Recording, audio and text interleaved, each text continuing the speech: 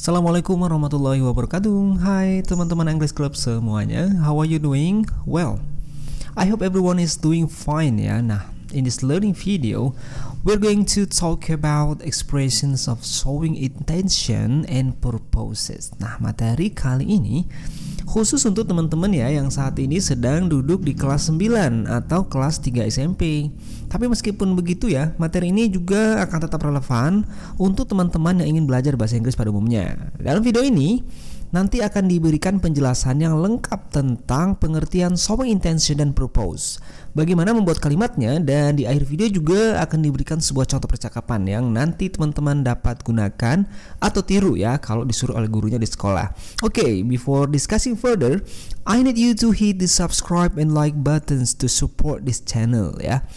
I'm also grateful if you care to share this video to others ya. Thank you. So, apa sih expression of showing purpose or intention itu? Jadi, teman-teman English Club semuanya, stating purpose or intention is used to state the purpose or intention to do something. Sederhananya ya, teman-teman. Ekspresi ini digunakan untuk menyatakan maksud dan tujuan dalam melakukan sesuatu dalam bahasa Inggris. Oke, terus bagaimana Kak cara membuat kalimatnya ya dalam bahasa Inggris? Well, basically untuk menyatakan sebuah maksud atau tujuan ya dalam bahasa Inggris, kita akan membagi kalimat atau ekspresinya itu menjadi dua bagian. Oke. Bagian pertama itu disebut dengan action dan bagian keduanya disebut dengan goal atau tujuan. Bingung ya? Oke, maaf ya. Oke, perhatikan contoh kalimat ini ya. Oke. Aku mau bilang, kamu sebaiknya tidak mengkonsumsi terlalu banyak gula ya agar kamu tetap sehat. Oke, kalimat ini sebenarnya terbagi menjadi dua. Oke, kamu sebaiknya tidak mengkonsumsi terlalu banyak gula. Nah, kalimat tersebut adalah bagian pertama disebut dengan action. Nah, kalimat berikutnya atau ungkapan berikutnya itu agar kamu tetap sehat. Itu adalah bagian kedua atau disebut dengan goal. Oke, sudah paham ya? Jadi dibagi dua bagian. Kalimatnya utuh dibagi menjadi dua bagian. Yang pertama adalah action, yang kedua adalah goal atau tujuannya. Oke, sampai di sini paham ya? Oke, lanjut. Setelah action atau awal kalimat, biasanya there are three conjunction to use. Biasanya ada 3 konjungsi ya yang biasa dipakai. Konjungsi masih ingat ya teman-teman? Yes, konjungsi itu adalah kata hubung. Kata hubung yang sering digunakan dalam expression of intention or purpose itu yang pertama adalah menggunakan kata to ya. Lalu nanti ada in order to, dan yang terakhir adalah so that. Oke, kita akan bahas satu persatu bagaimana cara membuatnya. Yang pertama adalah menggunakan kata to. To yang berarti supaya atau untuk ya, untuk ya. Biasanya kata to ini akan diikuti dengan verb bentuk pertama atau verb one, atau dia akan juga bisa bertemu dengan be ya, to be ya. Masih ingat perbedaan kapan menggunakan verb 1 dan kapan menggunakan to be? Ya, biasanya kalau menggunakan verb 1 berarti ketika to akan bertemu dengan kata kerja ya. Tapi ketika dia tidak ditemukan kata kerja, biasanya akan ditambah dengan be. Misalnya ketemu kata sifat ya, atau kata keterangan tempat, atau kata benda. Oke, pernah belajar inilah ya pasti teman-teman di kelas 2 ya. Oke, berikut ini contoh kalimat menggunakan kata to. Yang pertama, we should eat enough healthy foods to be healthy ya. Kalau teman-teman terjemahkan ya, artinya kita sebaiknya makan makanan yang sehat secukupnya agar sehat. Nah, dari kalimat ini kita lihat ya. Jadi we should eat enough healthy food itu adalah actionnya ya, tindakannya. Kemudian tujuannya itu to be healthy, untuk jadi sehat. Teman-teman perhatikan ya, di sini kita menggunakan kata be ya, bukan menggunakan kata kerja pertama. Kenapa? Karena healthy-nya adalah kata sifat. Oke, bisa ya. Baik, kita akan memberikan contoh berikutnya. Kali ini kita akan gunakan kata kerja pertama. We can jog every morning to have stronger lungs. Kalau diartikan, kita dapat jogging ya setiap pagi untuk atau supaya memiliki paru-paru yang kuat. Gitu. Ya, kita perhatikan setelah to diikuti dengan kata kerja pertama. Kata kerja pertama have ya. Oke. Selanjutnya adalah contoh yang ketiga. Swimming is good to stay in shape. Nah, kalau teman-teman perhatikan di sini ada kata swimming is good. Ini adalah actionnya. Kemudian to diikuti verb 1. Verb 1-nya adalah stay ya. Oke.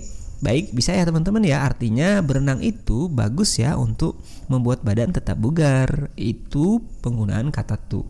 Berikutnya adalah kita akan belajar menggunakan kata in order to. In order to di sini berarti supaya atau agar supaya. Biasanya setelah frasa atau konjungsi ini akan diikuti dengan verb 1 ya. Atau kalau misalkan dalam bentuk kalimat nominal, dia akan ketemu dengan kata be. Jadi in order to verb 1 atau in order to be ya, sama seperti perbedaan kata to verb 1 sama to be tadi yang udah kita bahas ya, bedanya ya. Menggunakan kata kerja pertama dan menggunakan tidak kata kerja pertama. Biasanya menggunakan kata sifat ya, atau kata keterangan tempat, atau apa satu lagi tadi? Kata benda. Oke, lanjut. Kita akan berikan sebuah contoh. We can swim in order to have strong muscles. Kita dapat berenang agar supaya memiliki otot-otot yang kuat. Oke, in order to itu adalah sebuah konjungsi yang digunakan untuk menyatakan maksud ya. We can swim adalah tindakannya, tujuannya adalah to have strong muscle atau in order to have strong muscles. Oke, lanjut ke contoh nomor 2. We should eat a lot more healthy homemade foods in order to stay healthy. Kita sebaiknya ya makan atau banyak makan makanan buatan rumah ya yang sehat supaya agar tetap sehat, gitu maksudnya ya. Kamu perhatikan ya, setelah kata in order to diikuti dengan kata kerja pertama stay ya. Lanjut yang contoh terakhir, we should eat well in order not to get sick easily. Nah, kalau teman-teman perhatikan dalam kalimat ini kita menggunakan kata not di sana, nggak usah bingung ya, walaupun ada notnya. Coba perhatikan. We should eat well itu adalah actionnya atau tindakannya. Tujuannya in order to ya biasanya kan ya, tapi karena kita membutuhkan makna negatif, maka kita letakkan not sebelum to ya. Jadinya adalah in order not to get sick easily. Kalau diartikan, kita harus makan dengan baik agar tidak mudah sakit. Jadi letakkan notnya sebelum to ya teman-teman. Oke, good. Kalau sudah dipahami, lanjut ke bagian ketiga yaitu penggunaan kata so that. So that ini artinya sehingga ya, tapi beda dengan penggunaan kata in order to dan to tadi. Kalau menggunakan to atau in order to biasanya diikuti verb 1 atau menggunakan be ya. Nah, kalau so that ini enggak teman-teman ya. Dia ini setelah so that akan ditambah dengan subjek predikat, atau dalam kata lain akan diikuti dengan sebuah kalimat lengkap atau kalimat utuh. Sehingga dia kalimat itu terdiri dari satu buah subjek dan satu buah predikat. Oke, kalau misalkan bingung, kita akan perhatikan yang contohnya aja deh. Yang pertama, we should not eat too much junk food so that we will not get serious disease. Kita sebaiknya tidak memakan terlalu banyak makanan cepat saji ya. So that, agar supaya kita tidak mendapatkan penyakit yang serius. Kamu perhatikan ya, setelah kata so that, setelah kata so that-nya diikuti dengan kalimat utuh. Kalimat utuh dilihat dari mana? Ada subjeknya yaitu kata we, diikuti dengan predikat will not dan seterusnya. Oke, itu bedanya ya. Selanjutnya adalah contoh yang kedua. We have to clean our bathtub regularly so that mosquitoes don't lay their eggs there. Ada yang tahu artinya?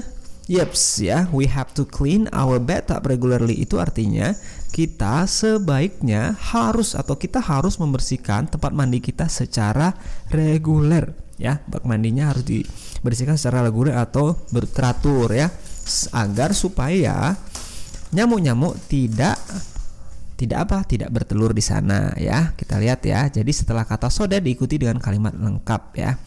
Oke, begitu ya teman-teman. Bisa ya membuat kalimatnya cukup mudah. Lalu bagaimana ya ketika kita buat dalam sebuah percakapan? Oke. Untuk membuatnya dalam sebuah percakapan ya, teman-teman perhatikan deh ya. Kita akan buat sebuah percakapan yang nanti teman-teman bisa gunakan ya di sekolah ya. Contoh percakapannya sepertikan ya. Ini percakapan antara Andy dan Alan misalkan. Hi Andy, let's play basketball after school. There is a new basketball court near my house. I don't like playing basketball. Actually, I don't like sport. Why? It's tiring. I don't like sweating. Hey, don't be like that. You should exercise so that your body isn't weak. I know. I tried it once to get used to it, but it was so boring. Don't worry. Let's play basketball together, and I'm sure it will be exciting. Okay. Nah, itu adalah percakapan antara si Alan dan Andy. Oke, teman-teman, apakah teman-teman bisa memperhatikan kalimat yang mana yang digunakan untuk menyatakan tujuan atau maksud? Ada yang sudah menemukan? Yes, ya. Di situ ada kalimat penggunaan kata so that ya di kalimat hey don't be like that, jangan kayak gitu, you should exercise so that your body isn't weak, katanya. Kamu itu sebaiknya olahraga agar supaya badanmu tidak lemah ya gitu. Nah itu adalah salah satu contoh percakapan. Jadi intinya Alan sama Andi ini, Alan ini ngajak si Andi untuk olahraga basket ya, tapi si Andi nggak mau. Alasannya apa? Karena dia nggak suka olahraga dan juga katanya ngebosenin banget, capek katanya, bikin keringat dan segala macam ya. Alasannya gitu ya. Tapi diajak sama si Alan biar tubuhnya kuat katanya gitu. Oke deh. Akhirnya Andi mau nggak ya? Andi mau. Oke deh teman-teman. Begitu tadi ya pembelajaran tentang stating intention atau stating purposes. Mudah-mudahan ini bermanfaat. Sampai jumpa di video-video berikutnya. Dadah.